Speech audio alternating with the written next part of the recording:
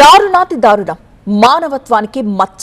ఇలాంటి పదాలు కూడా చాలా చిన్నవేమో, ఎందుకంటే ఇక్కడ జరిగిన ఘటనలు అలాంటివి. మరి కర్మ బాగాలేక కాలం చెల్లిపోయిన వాళ్ళని కాటికి పంపడానికి కూడా ఇబ్బందులు పెట్టిన ఘటన ఒకటైతే, శ్మశానం కోసం శవాన్ని పట్టుకుని సమరం చేసిన ఉదంతం మరొకటి.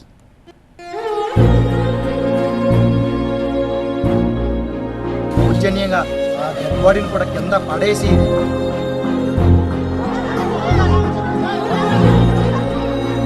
ఇక్కడ చూడండి, శవాన్ని తీసుకువెళ్లనీయకుండా అడ్డుపడ్డంతో పోరాటం చేయాల్సిన దీన స్థితికి అద్దం పట్టిన ఘటన ఇది. పొలాల్లో నుంచి శవాన్ని మోసుకువెళ్లి అంతిమ సంస్కారాలు చేసిన సంఘటన మరొకటి. దారుణమైన కుల వివక్షకు అద్దం పట్టే ఘటనలివి. కులం కులం అని కుచ్చితాలు పెంచుకోకో, మనదంతా ఒకే కులం, అదే అదే మనిషి మనిషి మనిషి కులం.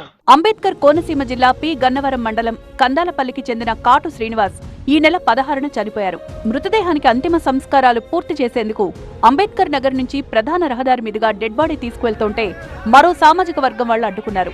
శవాన్ని తమ వీధి నుంచి తీసుకువెళ్లొద్దంటూ వాదించారు. పంట పొలాల్లోంచి తీసుకువెళ్లాలంటూ తేల్చి చెప్పారు. దీంతో అంతిమ యాత్రపై రెండు సామాజిక వర్గాల మధ్య ఘర్షణ జరిగింది.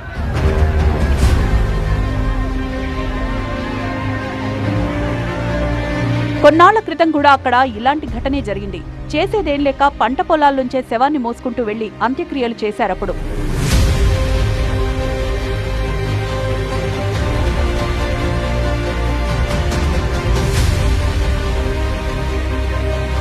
ఆ నియోజకవర్గం ఎస్సీ రిజర్వ్డ్, పైగా ఆ రోడ్డు వేసింది ఎస్సీ సబ్ ప్లాన్ నిధులతో. అలాంటి రోడ్డుపై తమనే వెళ్లకుండా అడ్డుకోవడం ఏంటని ఎస్సీలు ప్రశ్నిస్తున్నారు. ఈ దారుణంపై ఎస్సీ సంఘాల ఆందోళనలతో 10 మందిపై కేసు నమోదు చేశారు.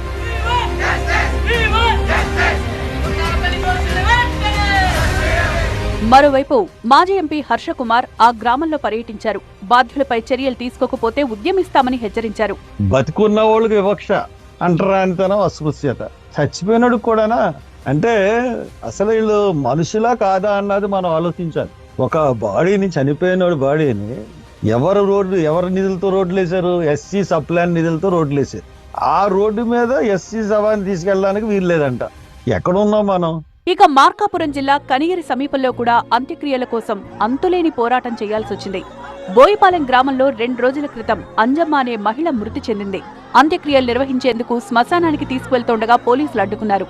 దీనికి కారణం ఆ భూమి వివాదంలో ఉండడమే.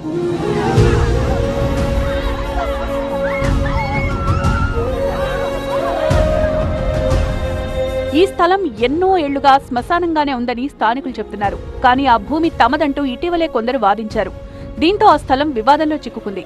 ప్రస్తుతానికి అక్కడ అంత్యక్రియలు నిర్వహించడానికి వీల్లేదంటూ పోలీసులు అడ్డుకోవడంతో తోపులాట జరిగింది. మృతదేహాన్ని ట్రాక్టర్లో అక్కడి నుంచి మున్సిపల్ సిబ్బంది తీసుకువెళ్లారు. పోలీసులు తీరు నిరసిస్తూ మృతుడి కుటుంబ సభ్యులతో పాటు స్థానికులు ఆందోళన చేశారు.